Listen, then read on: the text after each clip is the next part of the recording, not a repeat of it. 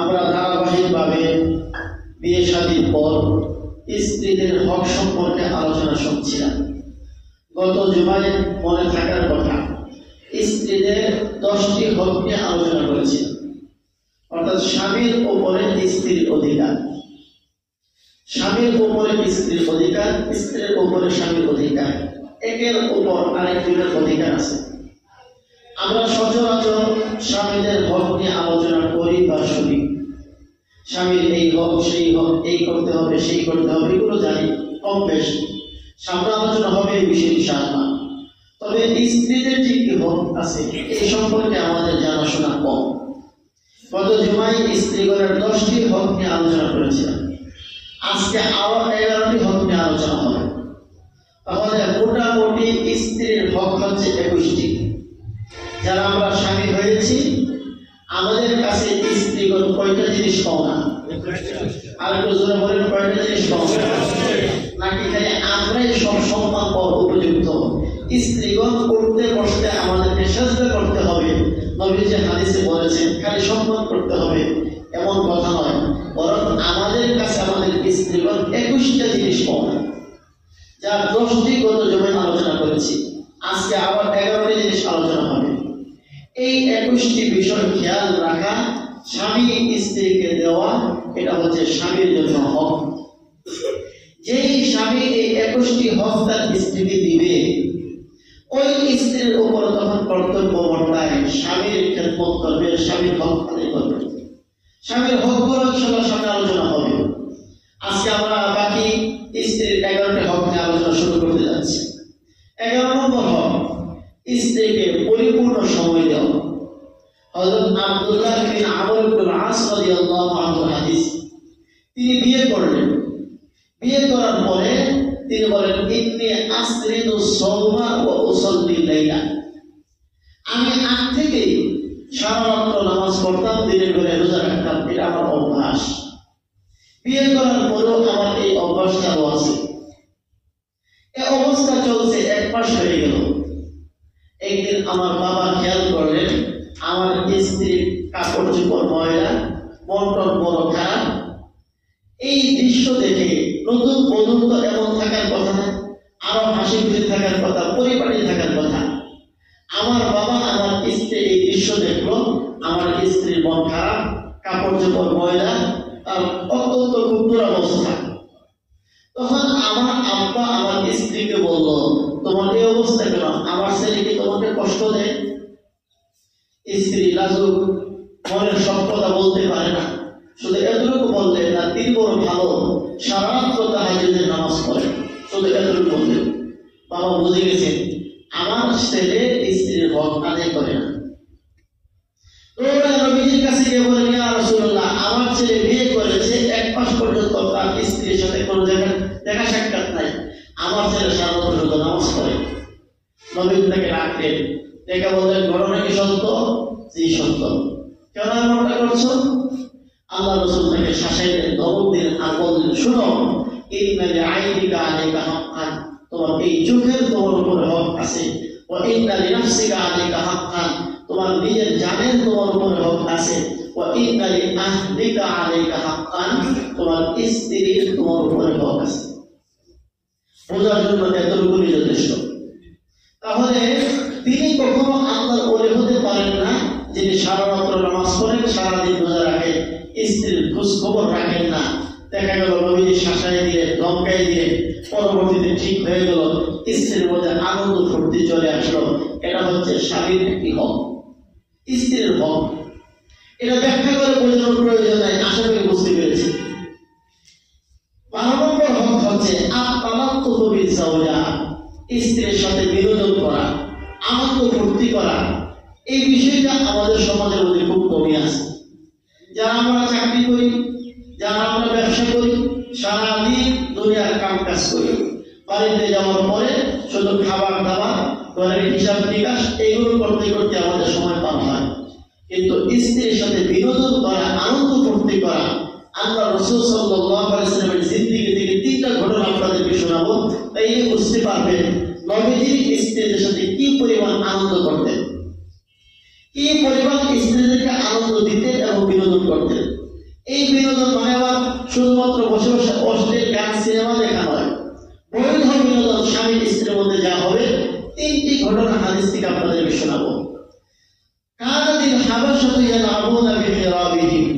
আমাদের আয়েশা রাদিয়াল্লাহু আনহা বলেন, হাবশা দেশের কিছু যুবক যারা মুজাহিদ ছিল, ট্রেনিং দিত, তারা ট্রেনিং করত মসজিদে নববীর আঙ্গিনায়, বর্ষা দিয়ে খেলাধুলা করত। এটা এক দৃষ্টিতে খেলা, আরেক দৃষ্টিতে হচ্ছে যুদ্ধের প্রশিক্ষণ। এই যুদ্ধের প্রশিক্ষণ তারা করত, তারা সেনাবাহিনীর লোক। আমাদের আয়েশা রাদিয়াল্লাহু আনহা বলেন, আল্লাহর রাসূল সাল্লাল্লাহু আলাইহি ওয়াসাল্লাম আমাকে আড়াল করে দাঁড় করালেন খেলা দেখার জন্য। ফামাজিলতু আনজুরু, আমি তাদের খেলা দেখতেছিলাম। নবীজি আমাকে কতক্ষণ খেলা দেখালেন, যতক্ষণ আমি খেলা দেখতে চাইলাম ততক্ষণ। হযরত আম্মাজান আয়েশা বলেন, ফানজুরু কদরাল জারিয়াতিল হাদিসাতিস সিন্নি, ও দুনিয়ার মানুষেরা শুনে রাখো, একটু লক্ষ্য করো, অল্প বয়সের একজন বালিকা যে খেলা দেখতে খুবই আসক্ত, সে কি পরিমাণ সময় দাঁড়িয়ে খেলা দেখতে পারে তোমাদেরকে পরিমাণ বলে বোঝানোর প্রয়োজন নাই, শুধু এতটুকু খেয়াল করো, রাসূলুল্লাহ সাল্লাল্লাহু আলাইহি ওয়াসাল্লাম যতক্ষণ আমি খেলা দেখতে চেয়েছি নবী ততক্ষণই আমাকে খেলা দেখিয়েছেন। বুঝতে পেরেছেন? যদি মাদ্রাসার কোনো বড় হুজুর, মসজিদের কোনো ইমাম সাহেব এই কাজ করে, আপনারা পরের দিনে কেবল হুজুর কেটা উঠ কথা বললাম আর কি। স্ত্রীকে কি পরিমাণ বিনোদন করা যায়, একজন বিশ্ব নবী, আল্লাহর পরেই যার মর্যাদা, স্ত্রীর সাথে তার কি আচরণ ছিল, তার কি ব্যবহার ছিল, এই জন্যই দাম্পত্য জীবনে এত সুখ শান্তি ছিল। 2 নম্বর, আমাদের আয়েশা রাদিয়াল্লাহু আনহা যখন নবীজির ঘরে আসে, তখন আমাদের বয়স ছিল মাত্র 9 বছর। 9 বছর বালিকা, ছোট্ট বালিকা। আমাদের আয়েশা বলেন, আমি আমার স্বামীর সংসারে আসার পর কুনতু আলআবু বিল বানাত আলআবু বিহিন্না ফি বাইতি রাসূলিল্লাহ সাল্লাল্লাহু আলাইহি ওয়াসাল্লাম, আমি কাপড়ের পুতুল বানিয়ে নবীজির ঘরে খেলাধুলা করতাম। ও কানাত লি সাওয়াহিবু, আমার কিছু বান্ধবীও ছিল, 8 বছর, 9 বছর, 10 বছরের পোলাপা, এদের পুরাটা সময় খেলাধুলায় কাটে। ছেলে হোক মেয়ে হোক, এই সময়টা হচ্ছে আনন্দ ফুর্তি এবং খেলাধুলা করার মূল সময়। নবীজির সংসারে যখন এলাম, তখন আমি নবীর সংসার কি জিনিস আমি কোনো বুঝি না, আমি বুঝি খেলাধুলা। আমার সাথে আমার বান্ধবীরা ছিল, তারা আমাকে নিয়ে খেলাধুলা করতো, আমি তাদের সাথে খেলতাম। নবী যখন আমার ঘরে ঢুকতেন, তখন আমার বান্ধবীর এরা তো ছোট্ট বালিকা, নবীজির ভয়ে ঘর থেকে দৌড়ে পালিয়ে যেত। নবীজি যখন ঘর থেকে বের হতেন, গলিতে খুঁজতেন, আমার বান্ধবীদেরকে ধরে নেবা, আবার আমার সাথে খেলায় লাগে। এটা দাম্পত্য জীবন। স্বামী স্ত্রীর সাথে কি আচরণ করবে, স্ত্রীকে কি পরিমাণ বিনোদন দিতে হবে, এখান থেকে বুঝে আসে। 3 নম্বর ঘটনা, রাসূলুল্লাহ সাল্লাল্লাহু আলাইহি ওয়াসাল্লাম একদিন আম্মাজান আয়েশাকে নিয়ে পূর্ণিমার রাতে, রাতের অন্ধকারে, আকাশের চাঁদ তারকা মিটমিটি জ্বলছে, পূর্ণিমার রাতে নবীজি ঘর থেকে বের হলেন। দুইজন হাঁটতেছে। আল্লাহ রাসূল আয়েশাকে বলেন, আয়েশা দৌড়ের প্রতিযোগিতা করবা? কি বলেন? নবীজির বয়স তখন প্রায় 53 বছরের উপরে, আর আম্মাজানের বয়স মাত্র 9-10 বছর। আমাদের সামাজিক দৃষ্টিকোণ থেকে দাদা নাতি এই বয়সের প্রায়। নবীজি তখন এত বড় বয়সের, কিংবা তিনি নবী, কিংবা তিনি রাসূল, তিনি রহমাতুল লিল আলামিন, নবীজি ভুলে গেছে, অর্থাৎ যেন নবীজি আম্মাজানের বয়সের সমস্যা হয়ে গেছে। চিন্তা করুন, স্বামী স্ত্রীর সাথে কি আচরণ করতে হবে। আমাদের সংসারে আমরা এই দৃষ্টিকোণ থেকে দেখি না, আমি একজন পুরুষ, আমি ক্ষমতাবান, এই মানসিকতা একজন পুরুষের ভিতরে কাজ করে। আর এ কারণেই দাম্পত্য জীবনে একজন আরেকজনের সাথে মহব্বতের সম্পর্ক তৈরি না হয়ে, একজন বাঘ দেখলে যেমন ভয় পায়, স্ত্রী তার স্বামীকে এইভাবে ভয় না পায়, তাহলে সে পুরুষ কিসের? এই মনোভাব আমাদের সমাজের কিছু মানুষের আছে, যারা এই মনোভাব পোষণ করেন, নিঃসন্দেহে তারা স্ত্রীদের হক নষ্ট করতেছে। আমাদের আয়েশা রাদিয়াল্লাহু আনহাকে নবীজি বলেন, ও আয়েশা, দৌড় দিবা, প্রতিযোগিতা করবা? আমাদের আয়েশা বলেন, জি। এবার দুইজন প্রতিযোগিতা করলেন। ফাসাবাক্তুহু, আয়েশা রাদিয়াল্লাহু আনহা বলেন, আমরা দুইজন প্রতিযোগিতা করলাম, দৌড় দিলাম, আমি নবীজির উপর বিজয়ী হয়ে গেলাম। বলুন সুবহানাল্লাহ। বিজয়ী কে হয়েছে? বিজয়ী কে হয়েছে? নবীজি না আয়েশা? নবীজি হেরে গেলেন, আম্মা জান আয়েশা জিতে গেলেন। মুহাদ্দিসিনে কারণ এর ব্যাখ্যায় লিখেছেন আসলে নবীজি ইচ্ছাকৃতভাবে হেরেছিলেন। সত্যি নবীজি তার সর্বশক্তি ব্যয় করে যদি দৌড় দিতেন, আয়েশাকে দুনিয়ার কোনো মানুষ নবীজির সাথে প্রতিযোগিতা করে পারবে না। শুধু স্ত্রীর মনোরঞ্জনের জন্য নবীজি হেরে গেলেন, আয়েশা জিতে গেলেন। এবার আয়েশা কি খুশি, মহা খুশি যে আমি প্রতিযোগিতা করে জয়ী হয়ে গেলাম। 9-10 বছরের বালিকা যদি এরকম বিজয়ী হতে পারে, তার খুশি কোনো সীমা থাকে না। ঠিক এই ঘটনা আরো কয়েক বছর পর এবার আমাদের আয়েশার বয়স আর একটু বাড়ছে, শরীরে একটু সুস্থ হয়ে গেছে, একটু মোটা তাজা হয়ে গেছে। এখন আগের তুলনায় পাতলা যে তারা একটু ভারী হয়ে গেছে। মানুষের 6-7 বছর 8-9 বছরের ছেলেরা যেরকম দৌড়াইতে পারে, আমি কি সেরকম দৌড়াইতে পারবো না, আমি কাইল হয়ে যাবো। আমাদের আয়েশার বয়স একটু বেশি হয়েছে এবং শরীরে একটু ভারী হয়ে গেছে। একদিন আবার নবীজির সাথে এরকম চাঁদনি রাতে বাইরে নবীজি আবারও বললেন, আয়েশা দৌড় দিবা? এবার সম্পূর্ণ উল্টা হলো, আমাদের আয়েশা হেরে গেলেন, নবীজি জিতে গেলেন। হযরত আয়েশার মনটা বড় খারাপ। নবীজি তাকায় দেখে হযরত আয়েশার চেহারা কালো হয়ে গেছে, কারণ হাসছে। নবীজি সান্ত্বনা দিলেন, আয়েশা মন খারাপ হওয়ার কোনো কারণে তিনটা বিধিটা, আজকে তুমি হেরেছো, আমি জিতেছি। কিছুদিন আগে আমি হেরেছিলাম, তুমি জিতে গেছো। সুতরাং বরাবর মন খারাপ করার কোনো কারণ নেই। দেখেছেন স্বামী স্ত্রী সম্পর্ক। এখান থেকে বোঝা যায় আমাদের নবী শুধু নবী ছিলেন না, একজন রোমান্টিক স্বামী ছিলেন।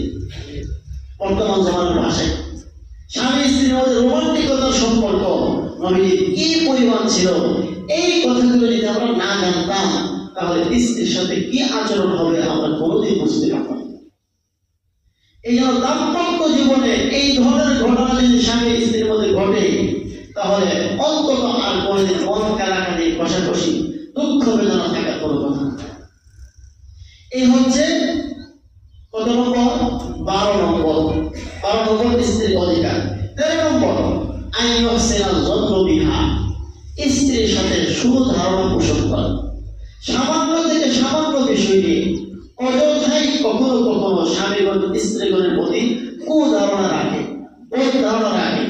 না জানি সে কার সাথে সম্পর্ক করে, না জানি কি করে ফেলে, একদম স্পষ্ট কোনো প্রমাণ ছাড়া অযথা স্ত্রীকে ধারণা করা উচিত নয়। তবে একটা জিনিস খেয়াল রাখবেন, স্ত্রীর আনন্দ ফুর্তি, আমোদ প্রমোদ যা করবে সব আপনার সাথে করবে।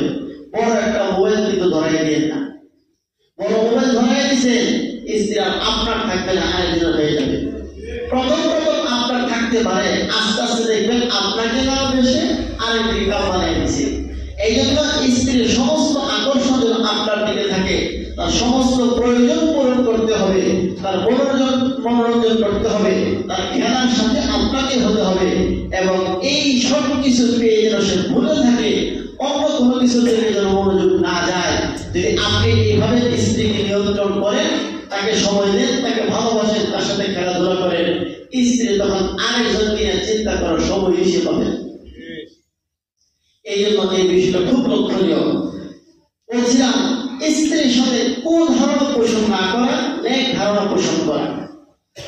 হযরত আম্মা জান আয়েশা রাদিয়াল্লাহু আনহা একটা লম্বা ঘটনা, সেই পুরো ঘটনা বলার এখন সময় নেই। মুনাফিকরা হযরত আয়েশা রাদিয়াল্লাহু আনহার উপরে জিনার তুহমত দিয়েছিল, জিনার অপবাদ দিয়েছিল।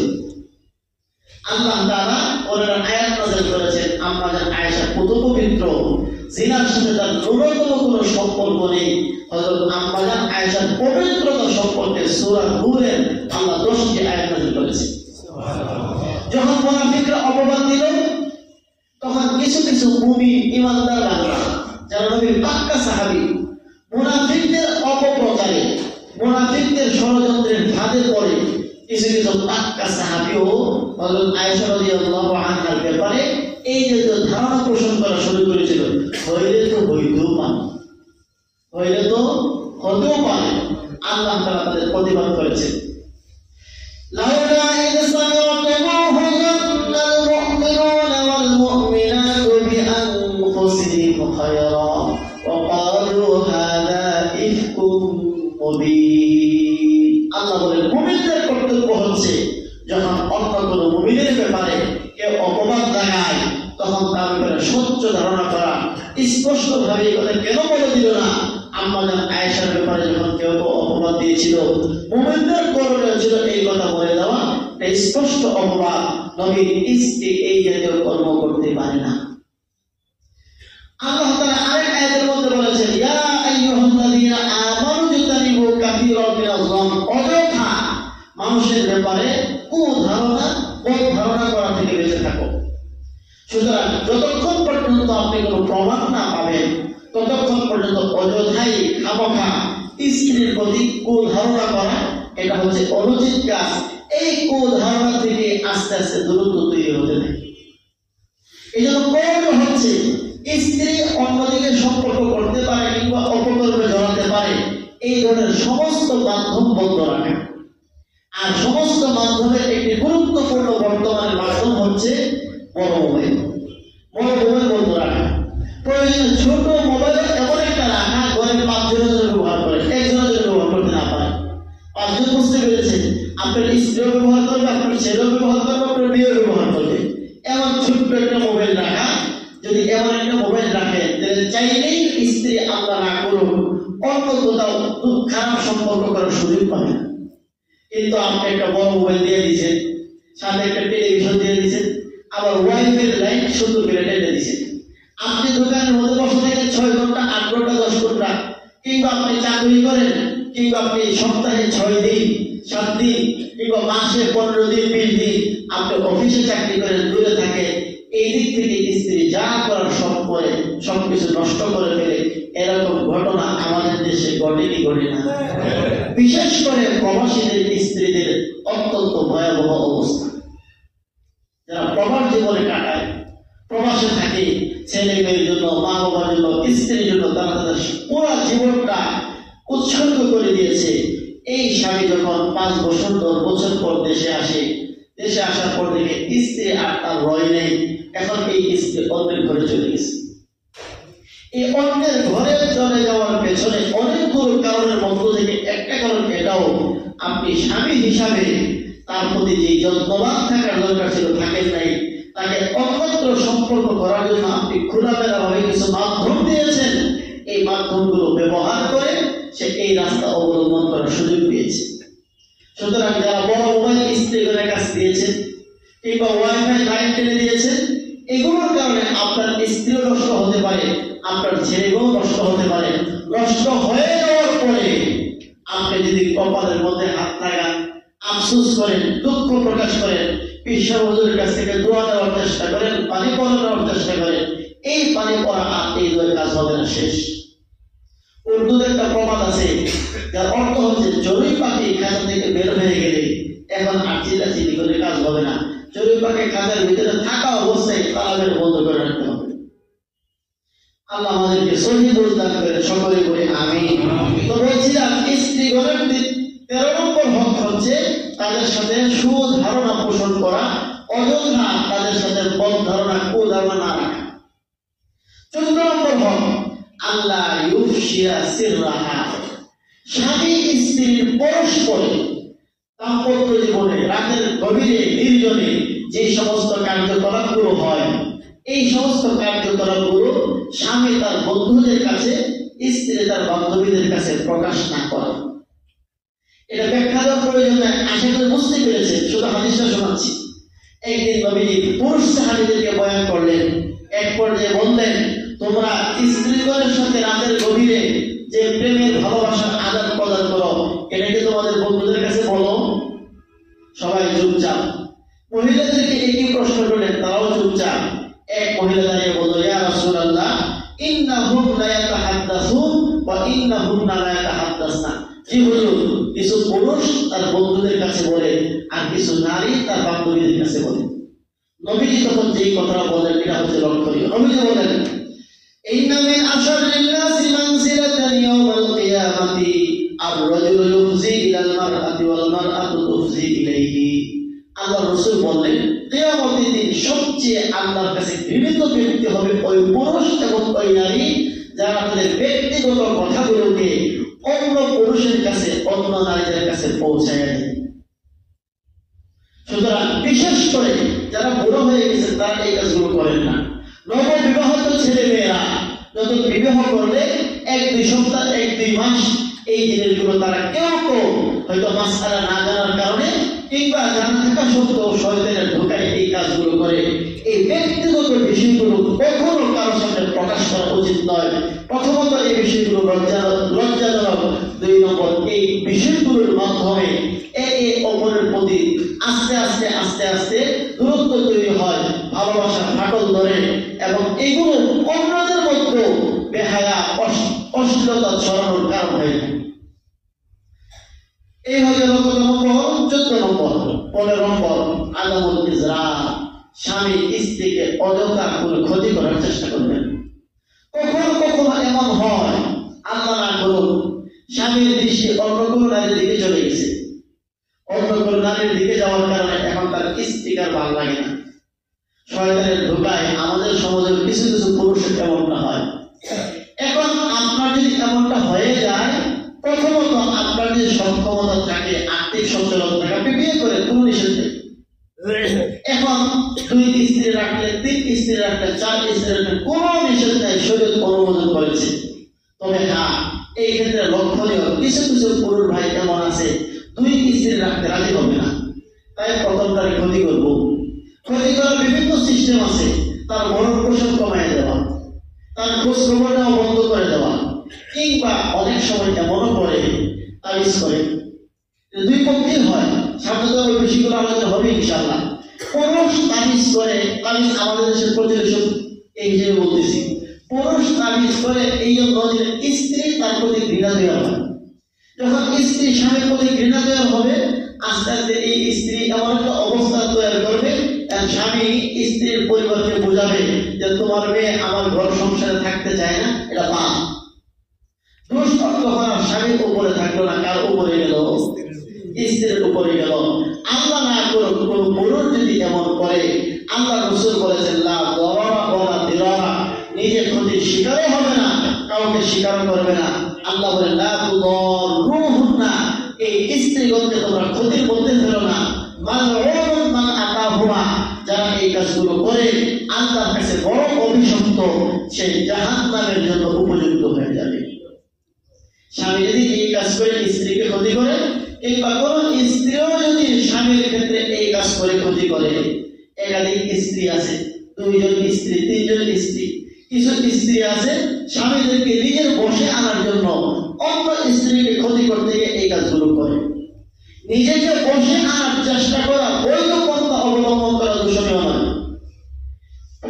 একজনের 2 স্ত্রী, 3 স্ত্রী থাকলে প্রত্যেক স্ত্রী চাইবে স্বামী আমার প্রতি আগ্রহী থাকুক, আমার প্রতি তার ভালোবাসা বেশি থাকুক। এই আগ্রহ থাকাটা এটা গুণ, এটা দোষ নয়।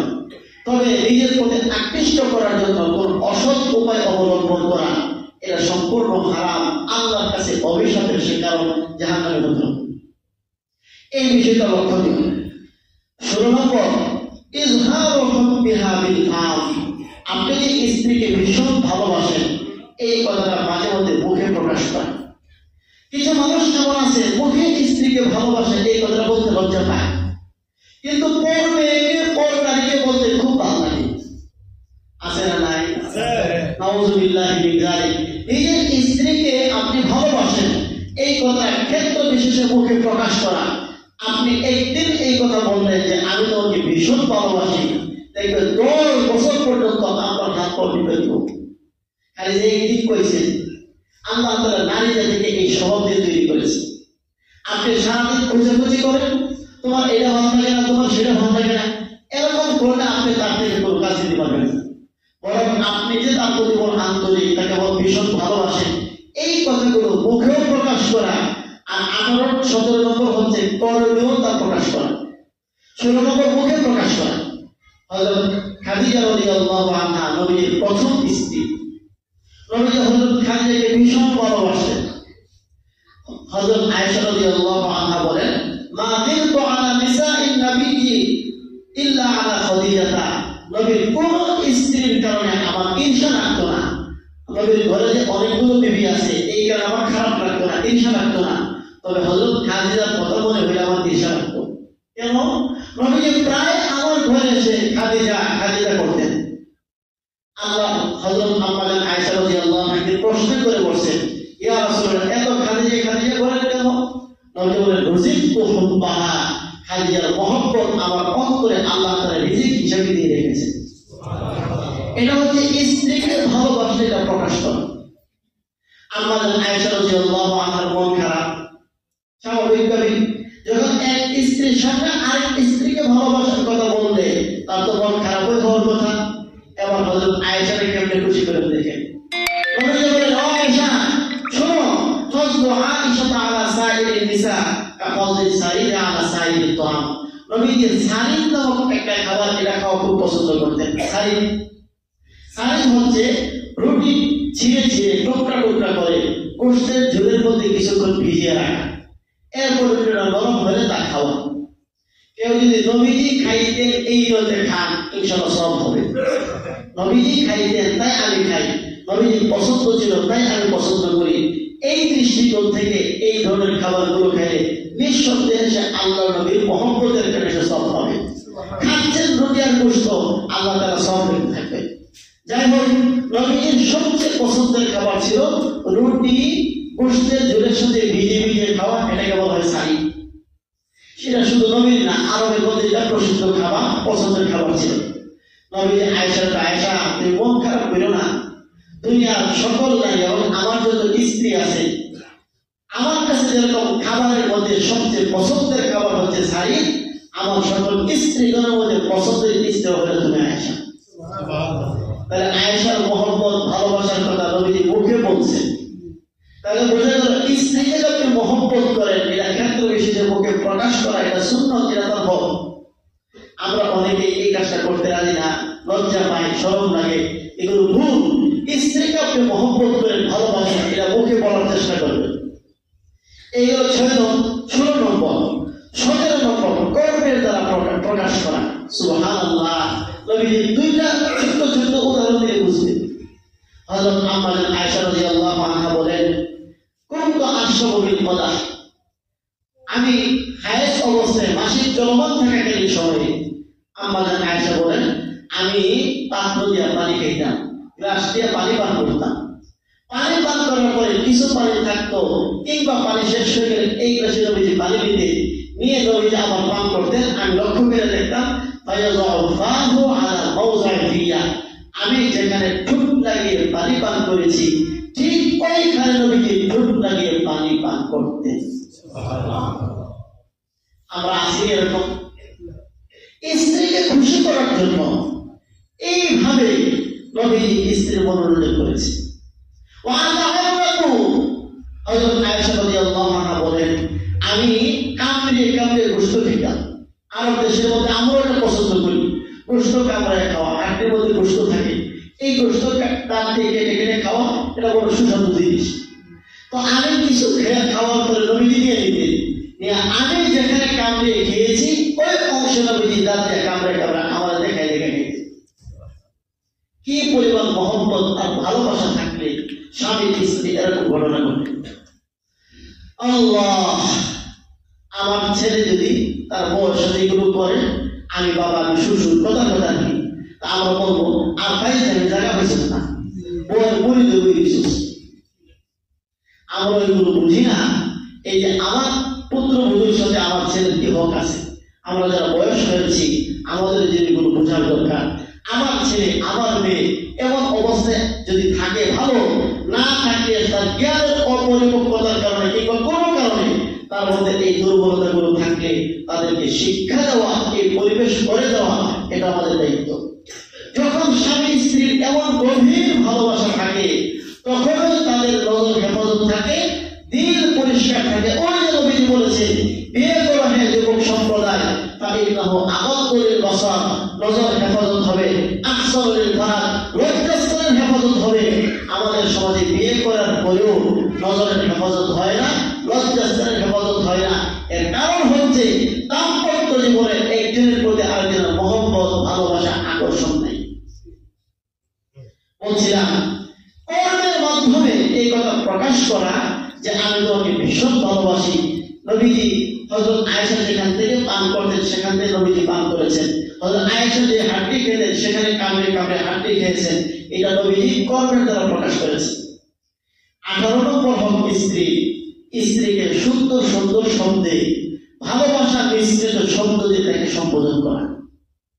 নিজের ছেলে, নিজের মেয়ে, নিজের নাতি, নিজের নাতনি, দেখবেন এদেরকে আদর করে, মহব্বত করে, বিভিন্ন শব্দ দিয়ে তাদেরকে সম্বোধন করে, কলিজার টুকরা, অমুক তমুক।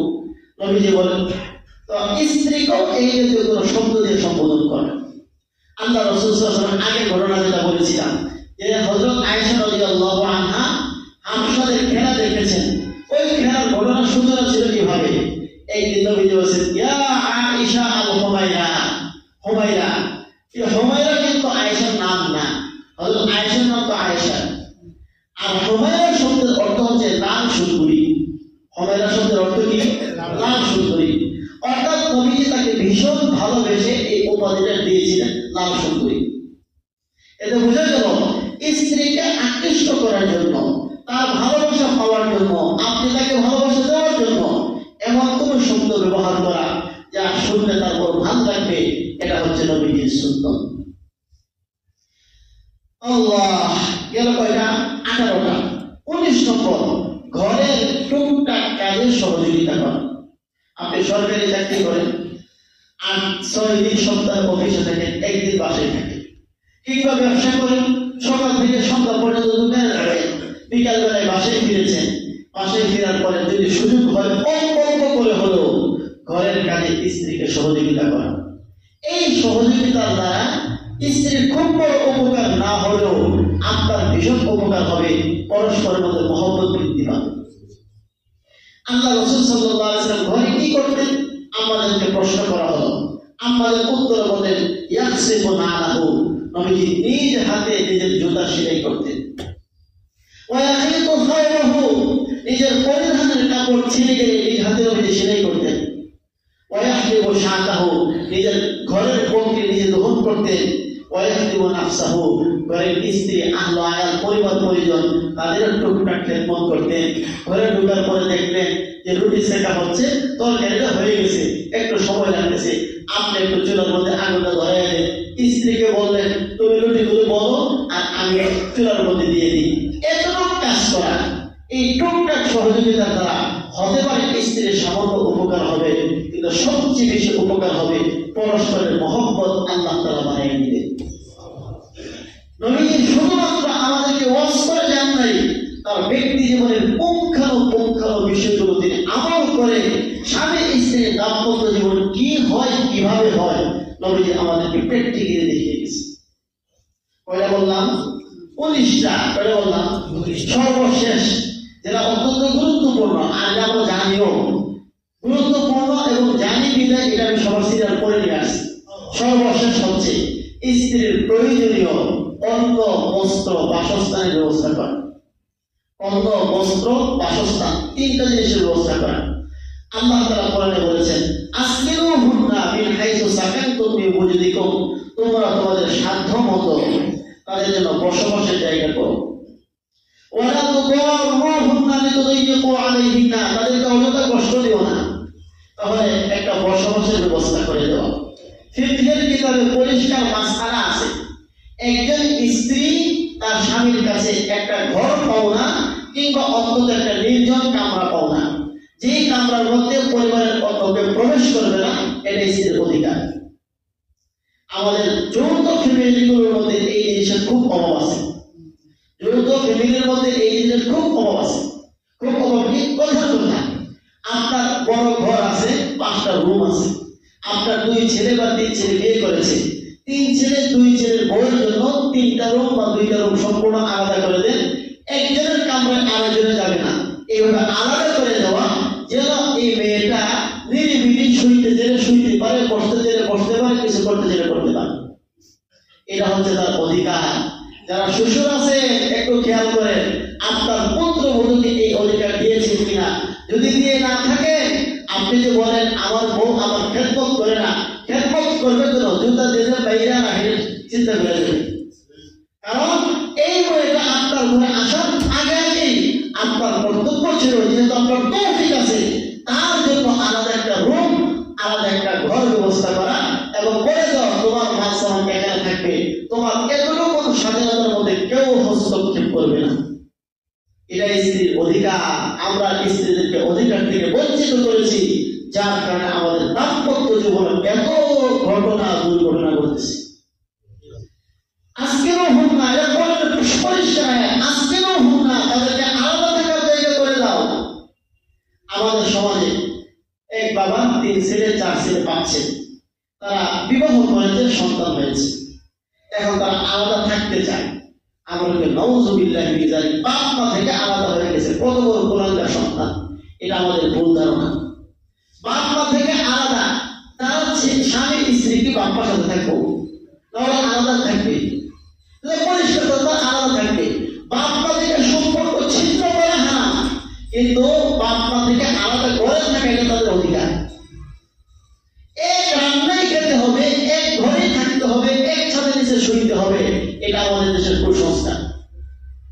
এই কুসংস্কারে আমাদের সমস্ত পরিবারের মধ্যে সমস্ত শান্তির শান্তি ধ্বংস করার মূল কারণ হচ্ছে এটা। আমরা যারা বাবা আছি, যাদের বয়স এখন 60-70 হয়েছে, 3 ছেলেকে বিয়ে করলাম, 3 জন বউ আমার ঘরে আছে, আমি আজকে থেকে গিয়ে বলে দিব যে তোমরা আলাদা আলাদা সংসার করো, আমার যতটুকু প্রয়োজন তোমরা আমার পূরণ করে দিবা। আমরা এগুলো বলি না।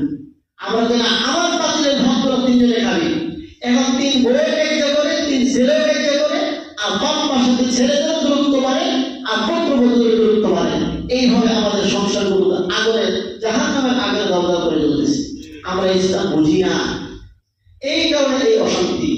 আল্লাহ আমাদের সকলকে বুঝ দান করে বলে আমিন। যদি কোনো আপনার পুত্রবধূ সে যদি তার স্বামীকে নিয়ে আলাদা থাকতে চায়, চাওয়ার আগে আগে আপনার কর্তব্য ছিল তাদেরকে আলাদা করে দেওয়া। আমি থাকতে চাই, তখন খুশি খুশি সানন্দে আপনি বলবেন হ্যাঁ তোমাদেরকে আলাদা করে দিচ্ছি। এর অর্থ এই না আপনি আপনার জায়গা জমি আপনি সব দিয়ে দিবেন, সাবধান, এটা করবেন না। এখন আপনাদেরকে যে কথাটা বলতেছি, আপনার বয়স 60 বছর 70 বছর হয়েছে, আপনার ব্যবসা আছে, চাকরি আছে, অর্থ আছে, ব্যাংক ব্যালেন্স আছে, সব আপনার থাকবে। আপনার ছেলেকে আপনার পুত্রবধূকে আলাদা করার অর্থ হলো তারা কামাই করবেন, তারা খাবে, কোনো সমস্যা নেই। আপনার একবার সবাইকে ধরে রাখতে হবে, এটা আমাদের সমাজ থেকে দূর হওয়ার দরকার। এটাই সমস্ত অশান্তির মূল কারণ। আল্লাহ আমাদেরকে শহীদ বুঝ দান করুন, আমিন। বলছিলাম 20 নম্বর হল, এটা হলো বাসস্থান, অন্ন, বস্ত্র, কাপড় চোপড়।